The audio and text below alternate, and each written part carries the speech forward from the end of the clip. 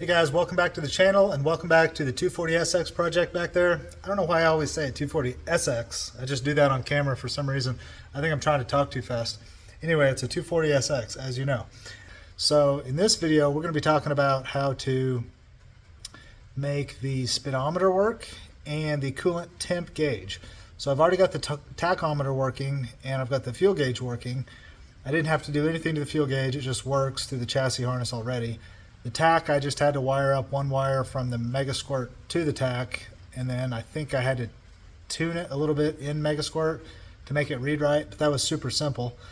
And so the only two other gauges in the gauge cluster are the speedometer and the coolant temperature gauge, and they have never worked since I've swapped the engine in the car, so they've never worked. So we're going to talk about how to use the Megasquirt, the MS3 Pro ECU that I use. And I've just now today found out that it has a speed sensor output that can potentially drive my speedometer, and it has other outputs that can be sort of generically used to drive other gauges such as a coolant temp gauge. So I'm really excited about that because I didn't think either of those two things were realistically going to happen, but now that I've researched it a little bit today, it looks like they're actually pretty simple. So this video is going to be about how to get those two gauges working with a Megasquirt ECU. This probably still applies to you if you have a Holley or something else, because a lot of the ECUs basically act very similar and do a lot of the same things. So if you have a Holley or a Link or something like that, you can probably follow this basic procedure, or at least watch the video to get an idea of what you may be up against on your ECU. So yeah, let's take a look under the dash. Let's find the plug that has all the wires that go up to the gauge cluster, and let's see what we've got there, and then we'll start talking about what we need to do. Okay, so on the 240, there is a plug down here that I think it's brown. If I remember. Unfortunately, we can't really see it because it's hidden behind this pin. Okay, there you go. You can kind of see it through that hole. So that is the brown plug, and here's the cut-off pigtail from the 240 original wiring that we no longer use. And I have wired in the tachometer output from the Megasquirt into the correct pin, and then it just goes on up to the tach in the gauge cluster. Essentially, we need to do that exact same thing 2 more times. We need a speed signal output from the Megasquirt harness to go up here to the speed input to the gauge cluster. And then we need a coolant temperature signal output from the Megasquirt to go up here into the coolant temperature gauge wire for the gauge cluster. Okay, so here we are under the dash, and I got the brown plug disconnected so we can actually see what we're doing here. So we're trying to identify and isolate the LB, which I believe is blue, and then B is black. So we're looking for a blue and black wire that is in the corner of our plug. Okay guys, so after a little bit of asking around online and doing some research here, I figured out that I was looking at the wrong plug the entire time. This plug here, turns out, is not the brown plug at all that's underneath the dash that I've been working on, which is why it says white on every document I can pull up. This plug is up underneath the dash, connected to the sub-harness that connects to the instrument cluster. So then that connects down underneath to the brown plug that I am working on, which is over here. So the whole time I thought I was working on this plug, I'm actually working on this plug, which I will show you on the big fold out. The big fold out shows it right here. This is the plug I thought I was working on, gauge cluster, plug I thought I was working on. Actual plug we are working on is right here. So this is the brown plug underneath the dash, and you can see all the wire colors to everything there. And this does jive with what I've got underneath my dash, and the wire colors are correct. So this is making a lot more sense now. So I have identified on this one what's what, and as you can see here that it's the bottom 3 here that we're working with mostly, which is the bottom one is the temp gauge, and it's the green and blue. No, excuse me, it is the blue and black is the bottom one. And so your temp wire goes to that pin, blue and black wire, and then your tach signal needs to go to yellow and red, second one up. I've already got that connected and working in my car. So we're going to try to get the temp gauge working today. So we're going to tackle that guy and save the speedometer for the next chapter of the project. Alright guys, so I did the wiring work down there, and I got the one of the outputs from Megasquirt wired up into the was it the blue wire on the brown plug, and then I reconnected the brown plug under the dash. And so that's all the wiring I have to do for the coolant gauge. So we're trying to make the engine temperature coolant gauge work right there. So now I've got Tuner Studio open here, and we're going to do something I've really never done before. So I'm going to be referencing back to a web page over here, and basically it says I need to go to output test mode, which is over here. Output test mode, probably that one. And then we were going to enable test mode, and then we're going to set pulse frequency to 78, they recommended. And then what else did they recommend over here? Said to output test mode IO. Did I do that right? Yeah, output test mode IO. And output, the gauge output can vary depending on what frequency you use to drive it. We recommend 78, the fastest available. Set the output to pulsed, and note what pulse duty cycle gives you what reading on the gauge. Okay, set this to pulsed. Wait, set something to pulsed? Is that what it said? What did that say? The faster. Set the output to pulsed, and note what pulse duty cycle gives you what reading on the gauge. Interesting. Well, we're going to be pulsing. What did I connect to? Am I on high current 1? Or am I on high current 2? I have connected high current 3. Used to be my trans brake solenoid. I don't have a trans brake anymore. I now have a manual transmission. So I've repurposed that to be a coolant gauge. So we're using high current 3. So I should be able to high current 3, set it to pulsed, and then note what duty cycle creates what effect on the gauge, I think is what they're saying. So we're at 80% duty cycle. We're going to hit the pulsed button on high current 3, and we're going to look at the gauge and see what it does. So high current 3 pulsed. Ooh, check that out. It maxed out my temp gauge. And then I'm going to hit off, and that turned it off. Oh, interesting. Wow. So that is really exciting. That is really good news. That means we have some form of control over the old coolant temp gauge over there. But we also know that 80 is way high. Let's drop her down to half that, to 40, and pulse it again and see what happens. Ooh, it's jittering and acting weird. So I'm going to turn that off. I'm going to try it again. Nah, it doesn't like it. Okay, so 80 took it way high. 40 did a weird thing. Let's go to 60 and see what happens.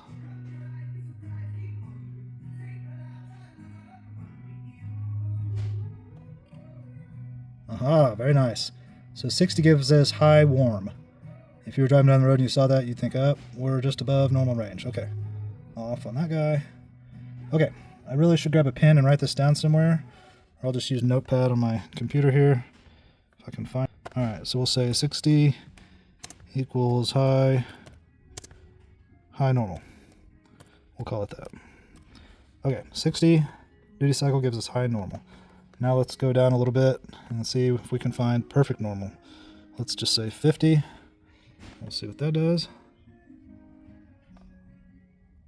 Oh, interesting. 50 just barely moves it off the bottom. Off. Let's do it again. Okay, all right, crazy. Did not expect it to be that small of an increment, but we're gonna put a note in here. We're gonna say 50 equals, what are we gonna say, just over C. Okay. So we're going to have to get into some fine decimals here because we're operating between 50 and probably 60, I bet. Let's see if we can figure out what pulse width gives us right on the second hot line, because that's when you're hot, you need to turn the car off, but you're not maxed out hot. So I would consider that, shut the car off and figure out your problem zone. So let's figure out, 60 took us just above normal, but we need to go a little higher to find that line up there. So we're going to go, I don't know, let's just go 65.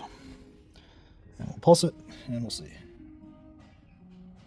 Oh, it's basically perfect. Yes. Yeah, that's perfect. So 65% duty cycle gives us hot to the first line. Turn him off. Okay, turn him off, and we'll make a note. 65 equals, we'll call that first hot. First hot. All right, let's see if we can find second hot, the second line. What was that, 65? So I'm betting you it's like 67. What do you think? Let's try it. 67%. No, it's going to take a little more. Let's try, we'll go straight to 70.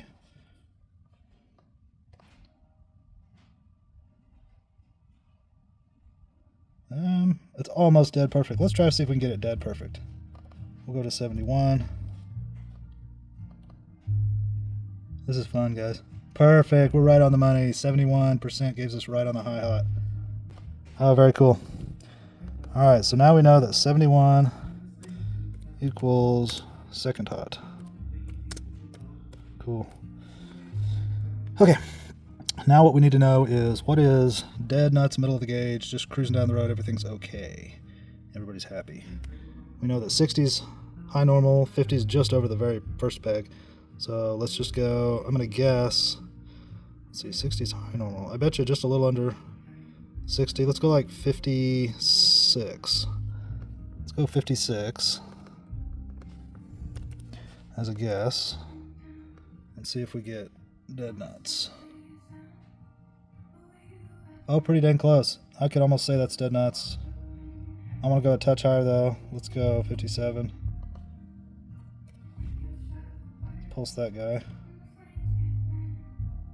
Oh, that's so nice. 57's it. Cruising down the road, everything's happy.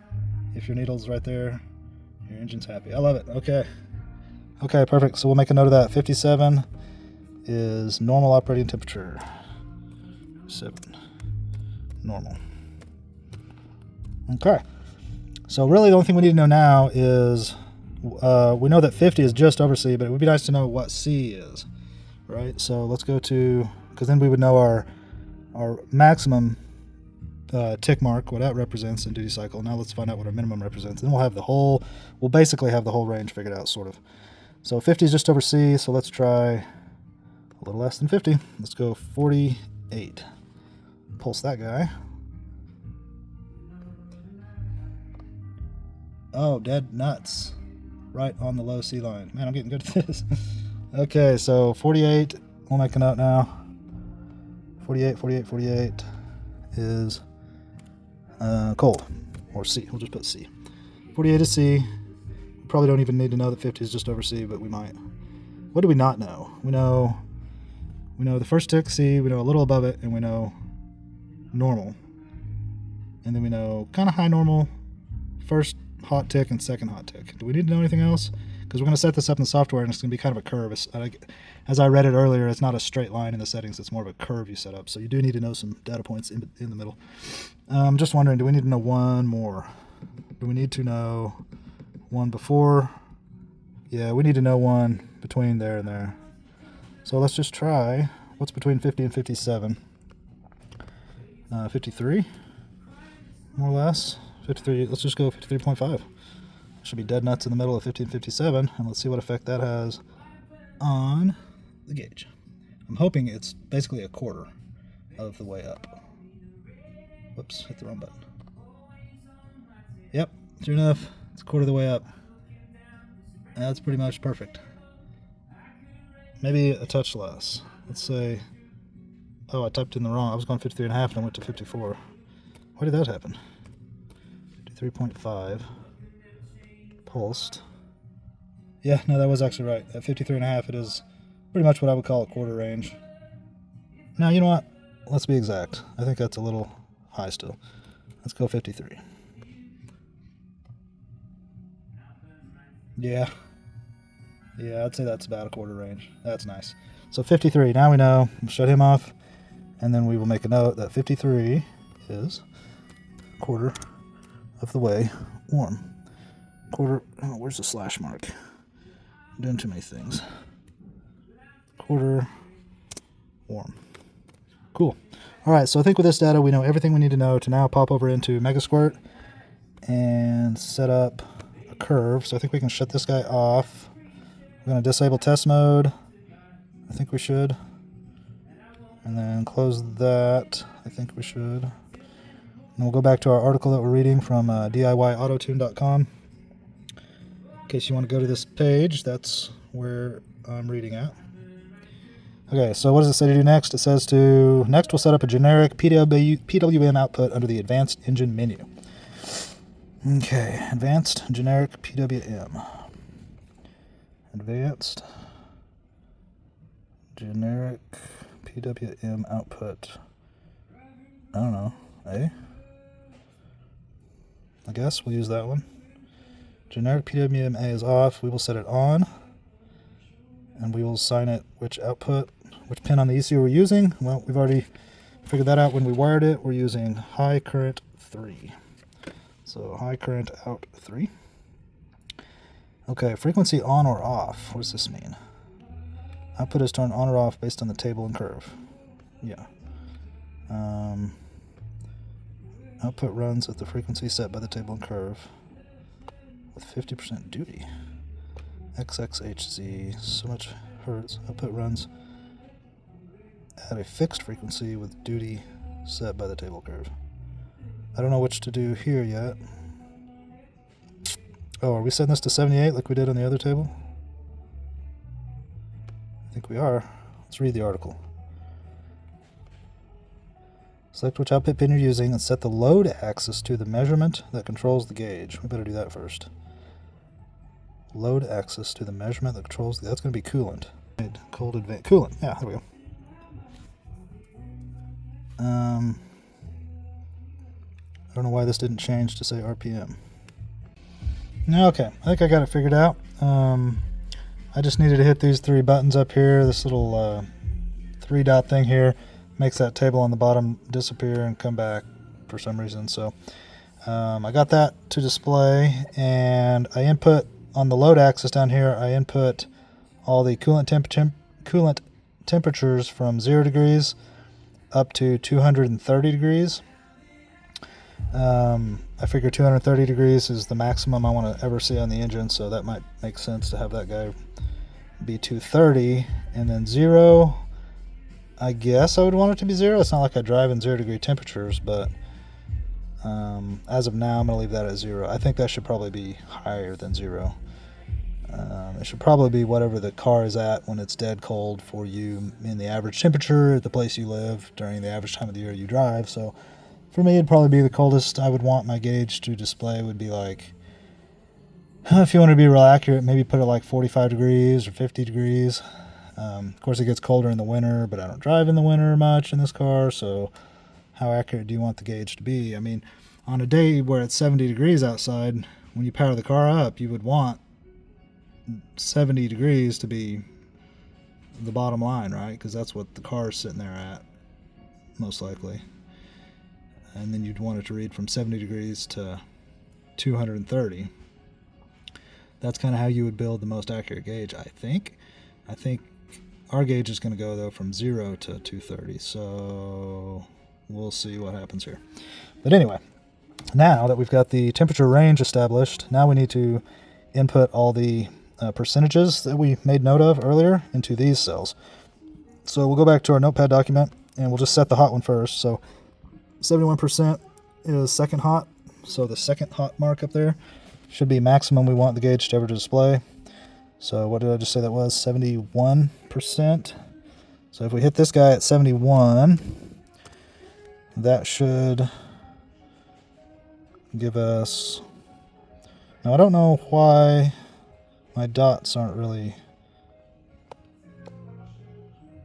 like cooperating here. Like this guy should be...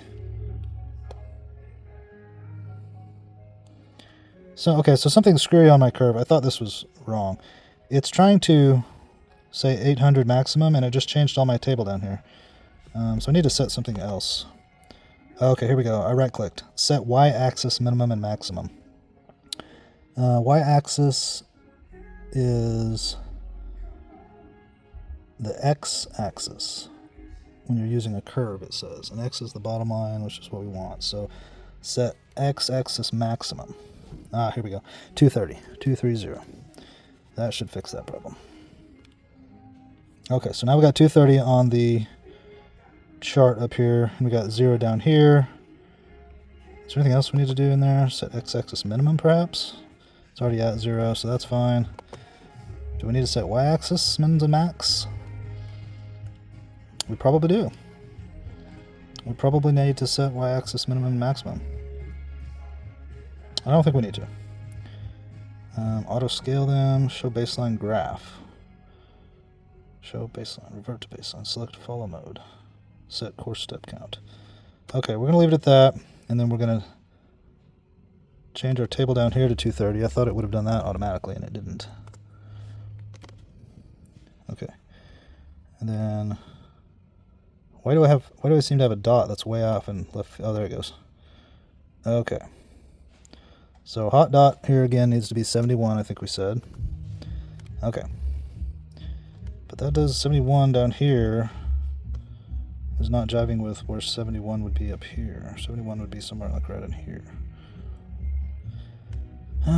So do I have this done right or not? I think I need to set my y-axis maximum to my maximum, which is 71. Although this does say percentage over here. Okay. Oh boy, now we put 71 down here. I didn't mean for that. Set y-axis minimum should be 0. Oops, I put that in the wrong place as y. Set y-axis maximum to 71. Let's try that. Okay, now we're getting somewhere. So why is this dot not on 71? I thought it would have been. We'll just drag him, I guess. Put him up here on 71. Max out, there you go. Okay, so now we know he's on 71. We got too many dots. That's part of my problem here. I don't need this many dots, but that's okay. Alright, first dot down here should be on 0. My dot doesn't go where I set it to go for some reason. Alright, he's on 0. Alright, what else do we know? We know that normal operating temperature going down the road for this engine, we know that my car runs at about 198 degrees. So middle range on the gauge, middle range on load, should be 98 degrees.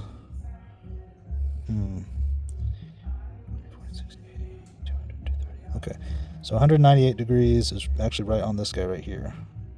So if we set this guy to whatever corresponds to normal, which is 57, this guy, which is this guy right here, he just turned red, set him up to 57, then that should take care of him. Okay. Does that look good? That looks good. Okay. So now we've established hot, 71%, normal operating temperature, 198 degrees. What else do we need to know? We need to do something with all these dots, that's for sure. I feel like I'm missing something here. There should be more data between these two cells right here. We have the data, but we don't have enough points here.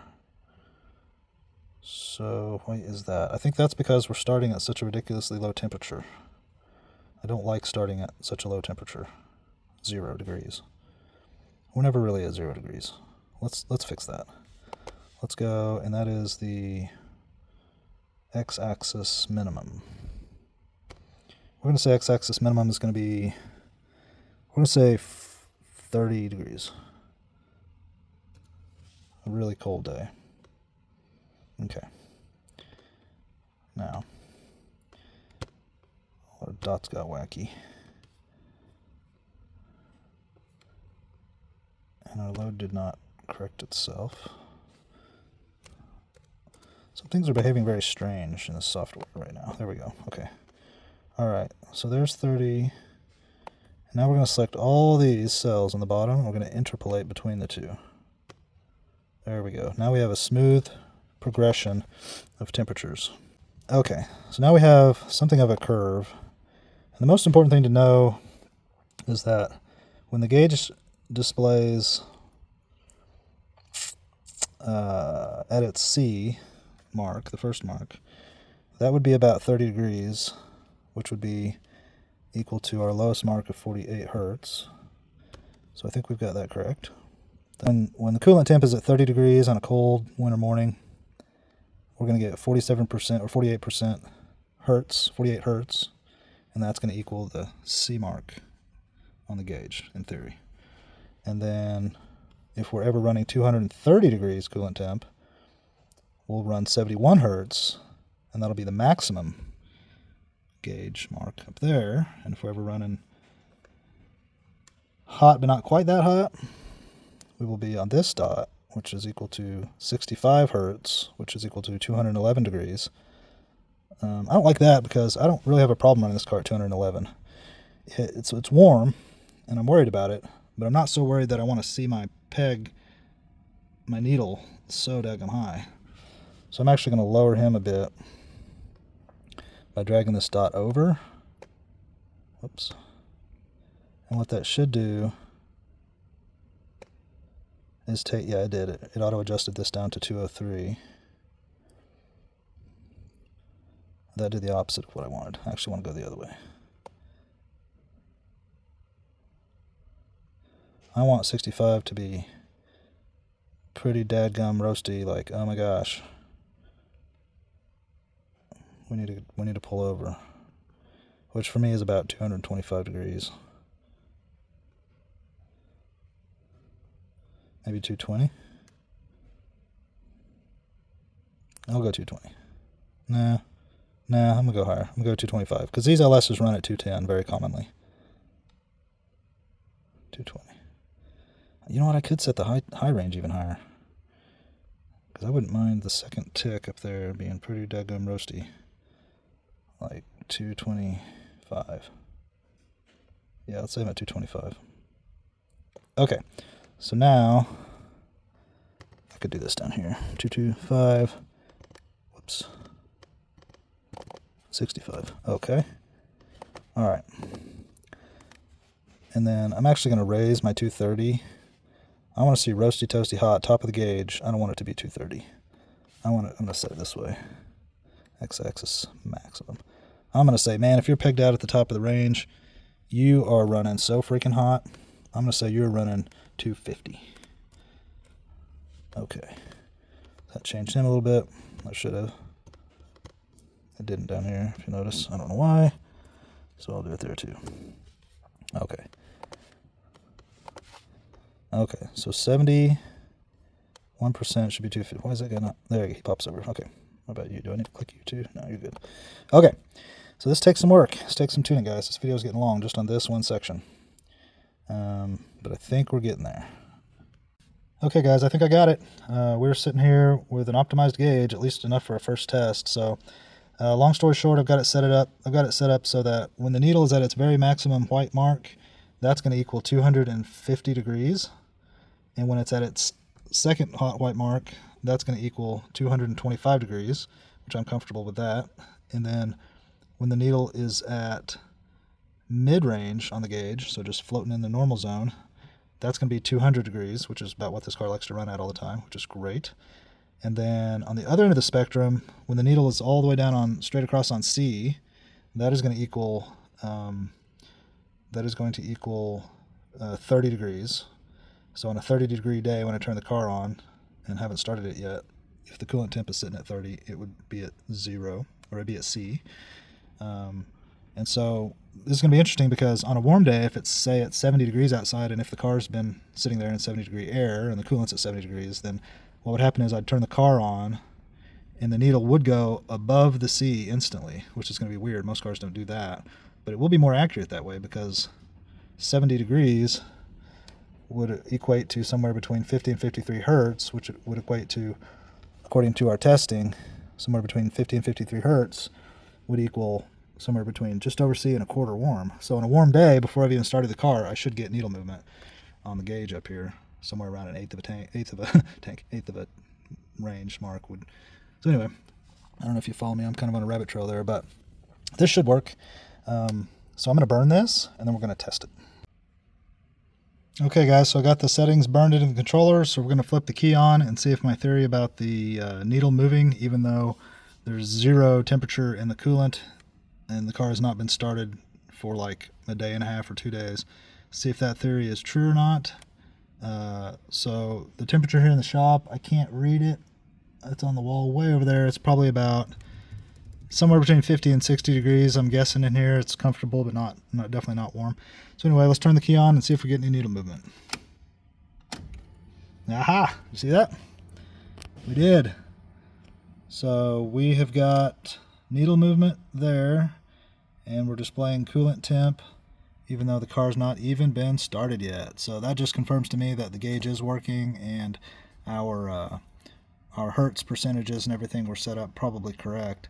And yep, as you can see here, we got actual reading of a coolant temp. So that would always have read too. That's just coming from the coolant temp sensor in the head of the engine.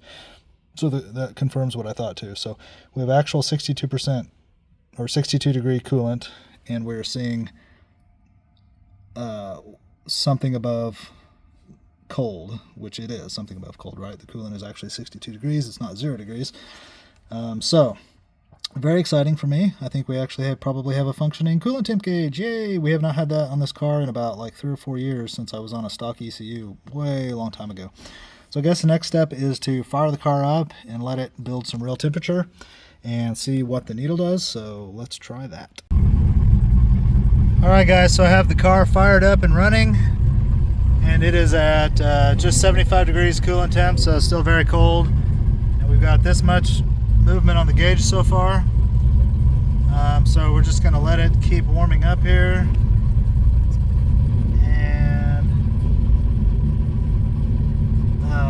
I have a little vacuum leak. I just realized I've left my boost gauge disconnected.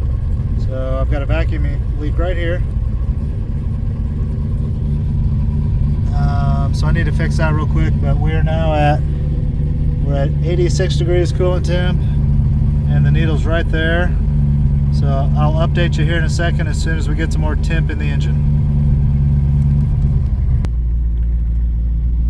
Okay, we're at 140 degrees coolant temp, and we're sitting right here on the gauge. So 140 degrees, 145 degrees now, and sitting right there, so looking pretty good.